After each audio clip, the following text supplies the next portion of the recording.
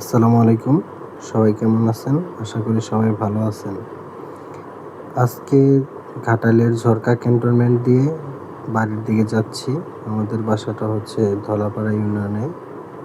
ক্যান্টনমেন্টটা অনেক সুন্দর। যাওয়ার পথে দেখতে পেলাম যে অনেকগুলা সেনাবাহিনী হেঁটে, হেঁটে যাচ্ছে। তাদের ডিউটি পালন করতেছে বা এক্সারসাইজ করতেছে।